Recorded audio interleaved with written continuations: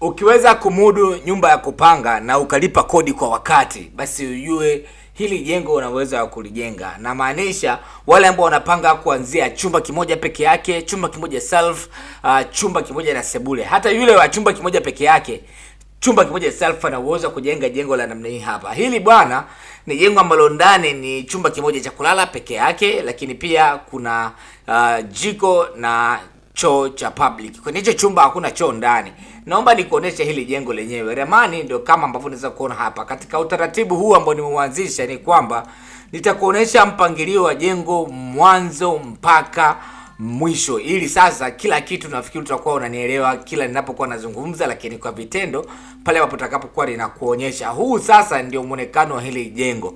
Jengo ni zuri sana kama nilivyoweza kuelekeza hapo awali. Hili jengo ni chumba kimoja peke yake cha kulala ambacho ni single, lakini kuna sebule, jiko na choo cha public.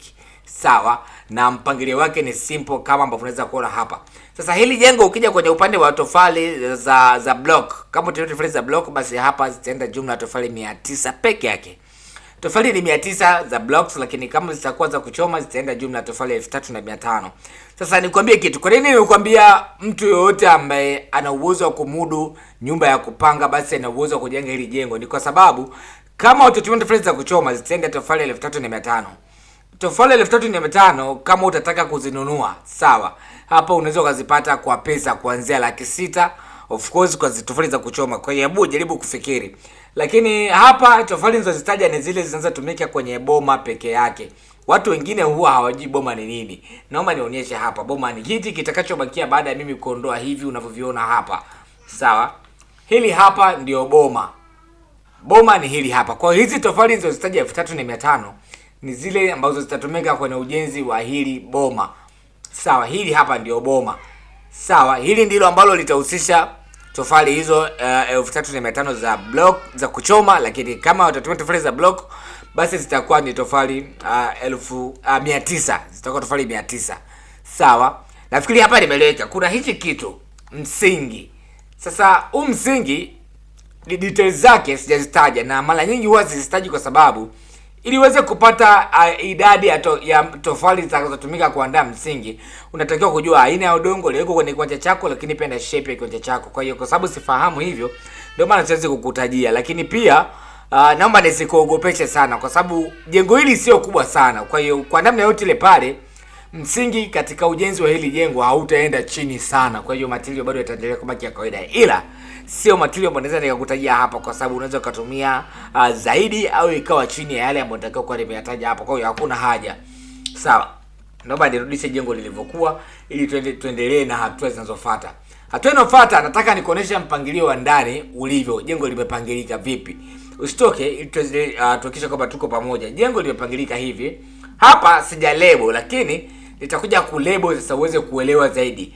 Eneo hili ambalo ninalolizungushia hapa ni eneo la sebule, lakini eneo hili hapa ni eneo la jiko. Kumbuka kwenye hili jengo tumeweka open kitchen au jiko la wazi. Hii hapa ni corridor, chumba chetu cha kulala ni hichi hapa, lakini hichi hapa ni choo cha public.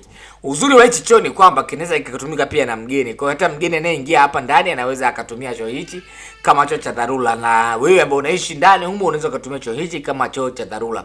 Naomba nitolee maelezo eneo hili la jiko la wazi, sawa?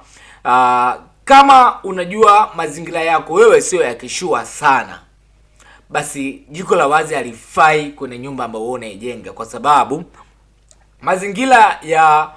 mazingira yetu sisi mengi ambayo huwa tunakuwa tunatumia kwenye maandalizi ya chakula huwa sio ya usafi kwa asilimia kubwa sana, kiasi kwamba kama utakuwa na jumba ambayo ina jiko la wazi, itafanya eneo la jiko lote ambalo liko wazi mpaka sebuleni kuwe katika mazingira ya uchafu na harufu mbaya, kitu ambacho kiweza kikafanya hata kama kutakuwa kuna mtu ambaye atakaye kuja hapo, hata huo umeshaini vipi, lazima atakuweka katika kundi la watu wachafu. Sawa? Kwa hiyo kama unajua wewe sio wakishua kihivyo, basi tengeneza mpaka kati ya jiko lako na eneo la sebuleni, ili hatafika hapo mtu mgeni usije kaona wakati ambapo wewe utakuwa unaandaa utumbo kwa ajili ya kuchemsha supu. Nafikiri utakuwa unanielewa Ninaposema kuandaa utumbo ili uweze kuchemsha supu, utumbo kabla hujakuwa supu unakuwa katika mazingira ambayo sio ya usafi na sio mazingira mazuri sio ya mazingira ya kuvutia kwa mtu ambaye atakuwa anakutazama au ambaye atakiwa kwa maeneo ya karibu na eneo ambalo wewe unatengeneza chakula hicho hapo. Kwa hiyo hilo nalo unatakiwa kulijua. Ili hapa ni veranda yetu, na kwa kifupi jengo litakuwa katika mpangilio huu hapa. Ngoja nikuoneshe hapa muonekano wa hili jengo kama litakamilika. Endapo litakuwa limekamilika litakuwa lina muonekano upi. Lakini pia nikukumbushe tu ya kwamba namba hii ya simu ambayo unaiona hapa chini kwenye kioo cha simu yako, hii namba inapatikana WhatsApp muda wote masaa 24. Tutumie message, andika neno niunge. Baada ya hapo nitakupatia link, na kupitia link hiyo utaweza kujiunga na WhatsApp channel yetu, na kila tunapokuwa tunaweka ramani za nyumba, basi wewe utakuwa sehemu ya watu wa kwanza kutazama ramani hizo hapo. Lakini pia usisahau kutufollow mitandao yote ya kijamii, tunatumia jina hili la Makazi Mpanda. Hapa ni kuonesha picha za muonekano ile jengo endapo litakuwa limekamilika, na hata kama utakuwa umelijenga wewe litakuwa likiwa lina muonekano upi. Sawa? Yep. Sasa baada ya kulitazama lile jengo, huku tunakuja sasa kwenye mpangilio wenyewe ambao unakuwa uko labeled, yani umewekewa maandishi, umewekewa alama na kila kitu kinajionyesha. Hapa unaiona sebule ilipo, unaliona jiko la wazi lilipo, nalo nimelitolea maelezo. Kama ulikuwa haupo nimekwambia. Kama unajua mazingira yako sio yakishua sana, basi jiko hili sio afya sana kulifanya liwe wazi, kwa sababu mazingira ya uandaaji wa chakula yanaweza kufanya mazingira ya jengo zima kuwa mazingira machafu. Jengo lina upana wa mita 9 na urefu wa mita 6, na unaweza ukaifanya kuwa vice versa. Kushoto kulia yani mbele kupana ukawa tofauti na urefu ukawa tofauti, kwa sababu ni 9 kwa 6. 6 ikawa upana, 6 ikawa urefu, kwa namna yote ile pale inawezekana, kwa sababu hii itategemeana na namna kiwanja chako kilivyo. Picha za muonekano wa hili jengo ndio kama ambavyo unaweza kuziona hapo. Nimekwambia na naenda kukusisitiza tena. Ramani kama hizi unaweza ukazitazama kupitia WhatsApp yako kiurahisi sana. Na nachokufanya ni hivi. Tuma message WhatsApp kwenye namba hii inaonekana kwenye kioo cha simu yako, ambayo ni 0758 260 690. Namba hii inapatikana WhatsApp. Tuma message, andika neno niunge.